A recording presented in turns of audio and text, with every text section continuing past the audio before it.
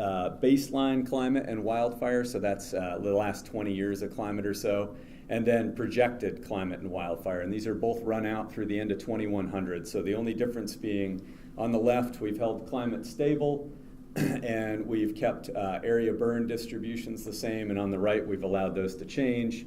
And then these maps show the dominant species by above ground biomass in each of those 12-kilometer grid cells. What do you see when you look at these graphs? If you squint really close, look really close, you'll see that there's not much difference. And that's because fire is still really rare on the landscape, right, even as the probability increases. What you do see, though, is that if we look at above ground carbon, and I've got these binned such that this is less than 1,190 meters elevation, so that's all those forests. This kind of mid elevation running from 1,190 to 2,120. In both of those cases, we see decreases in the above ground carbon stored in the system with climate change and wildfire.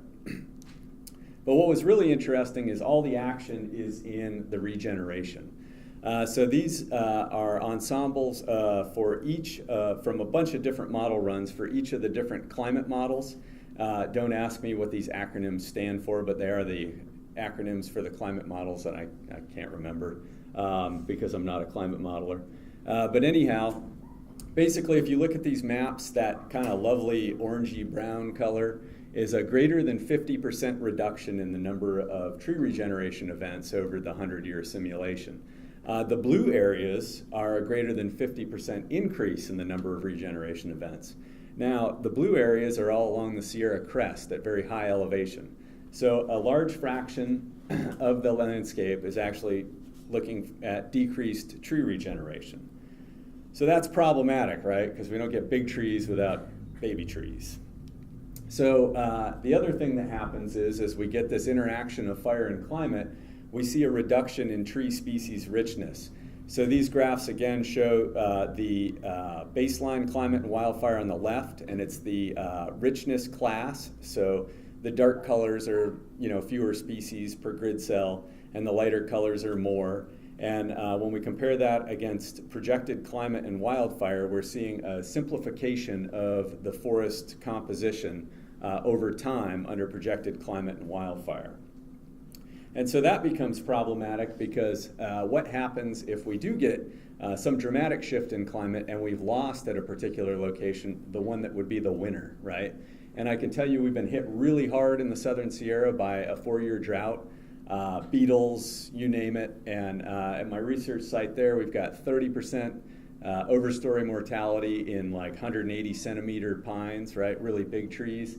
And that has from drought and beetle interaction. And I was just there a couple of weeks ago, and now all the white firs are getting hit by fir engravers. So, we don't know who's going to win. I think it's going to be incense cedar because nothing seems to want to eat it. So anyway, we got these results, and there's not a lot of change in the overstory because, trees are long-lived and they're pretty hardy. Big changes in regeneration. So we decided to run some projections out where we decided to use projected climate through the end of this century and then take the last decade of projected climate and say, okay, what happens when if climate stabilizes at that projected level, and we just continue to draw monthly climate data from that distribution. This is computationally expensive, so we only did those 3 transects you see on the map there. And basically what it means is this is really a Mediterranean climate, right? So no summer precip. And what you see on the right panel here is the elevation of snow line over the course of this century under the projected climate. And for all 3 transects, snow line goes up by 200 meters in elevation. And as you all know, as you go up in elevation, there's less land area, right? So there's a hell of a lot less water storage on the landscape as we turn the temperature up. So anyway, we run these simulations out several hundred years, assuming climate stability at the end of this century. And if you were depressed after this morning's session, you'll probably be even more depressed now. I live with this on a daily basis. My body's natural reaction is snark. So I'm going to walk through a few figures here. So total ecosystem carbon is what we're looking at first. This is all the carbon stored in the soil and the trees, right? And these black box plots at the top were our baseline climate and wildfire, so no projections at all. And then these other box plots are blue for the north, green for the middle, and red for the south. And what we see is a pretty substantial reduction in total ecosystem carbon. So we're dropping from roughly 600 megagrams carbon per hectare for a median value down to anywhere between 200 and 275 megagrams carbon per hectare. Forested area. Forested area, again, the black box plots at the top suggest a rosy picture when the climate doesn't change and we don't see more wildfire. Nearly 100% forested under all simulations.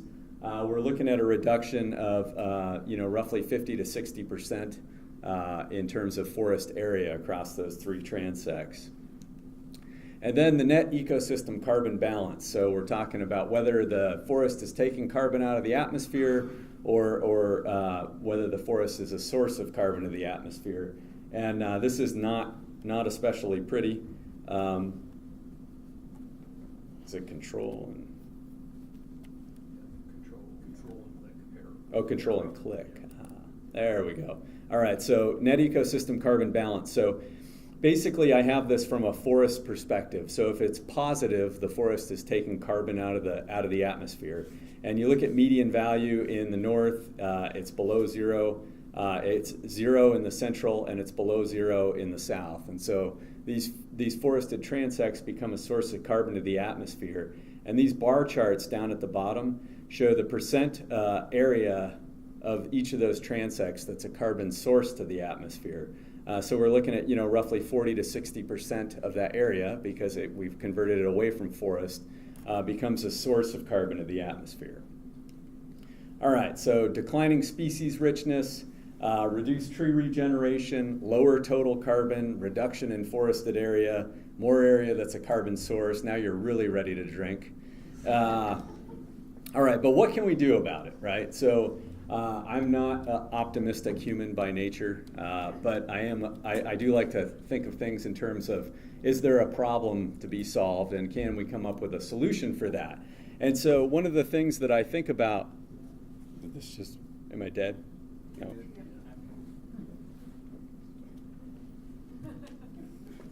All right. I'll come to the rescue. Okay, thank you. Do the transfer. All right, thanks. Okay, so one of the things that I like to think about is there a way that we can engineer our way out of this, right?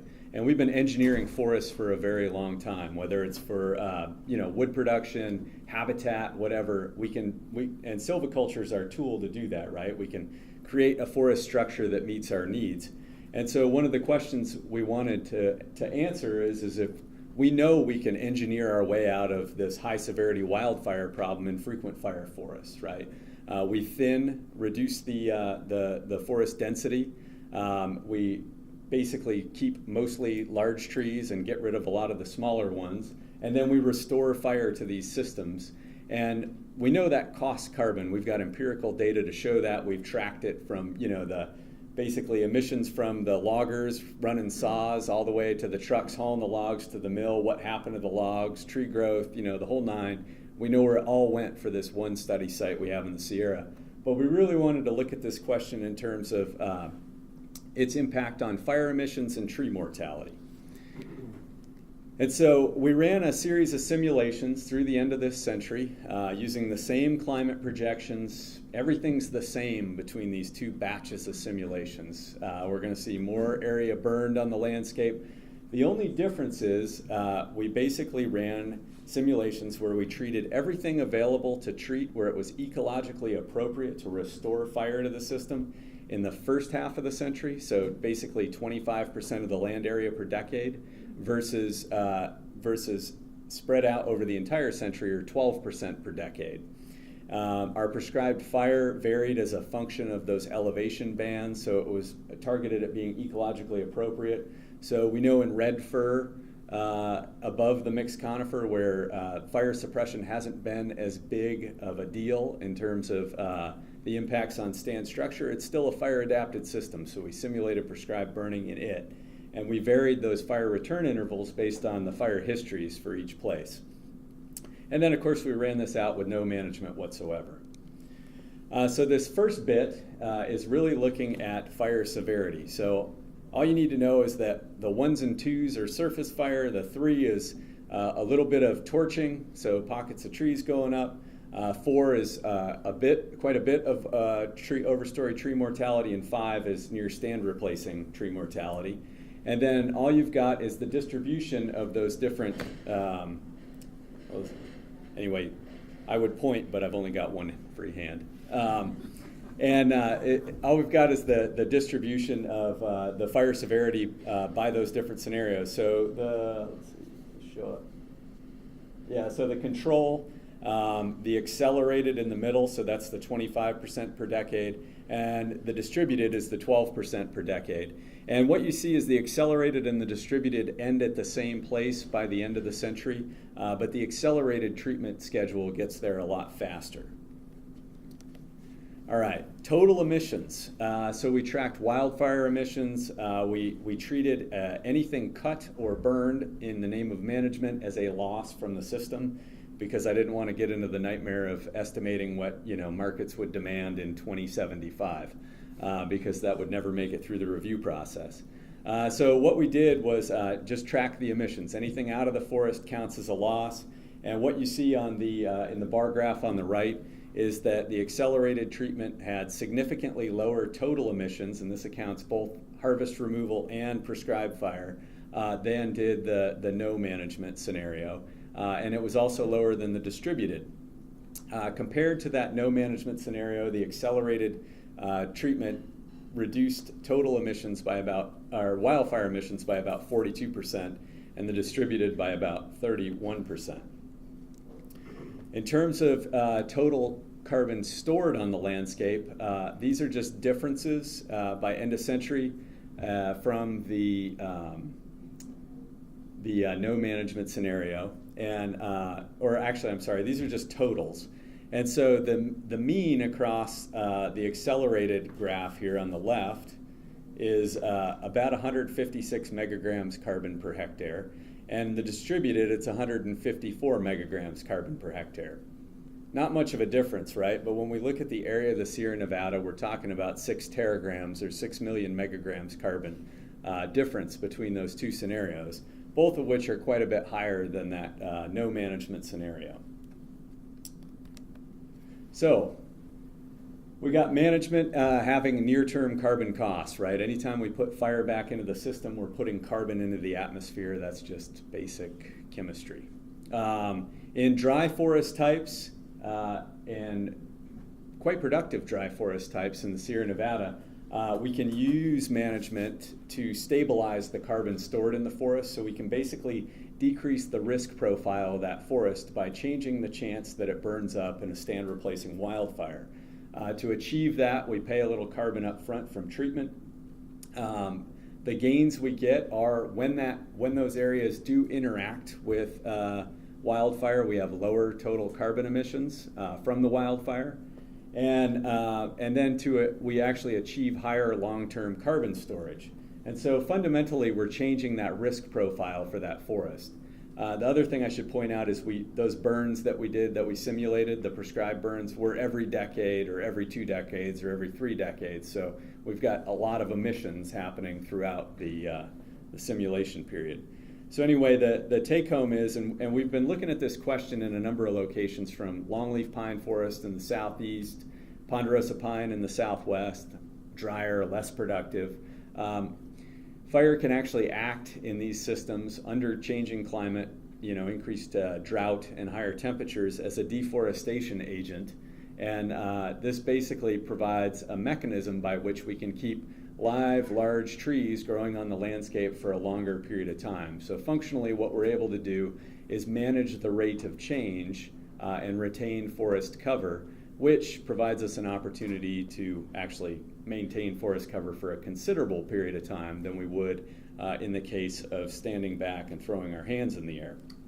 And so that is all I have. These are some folks these aren't just some folks. Shuang Lang, the second one down there, is a former PhD student of mine who is responsible for most of the heavy lifting you've seen tonight, because that's how it works in my business.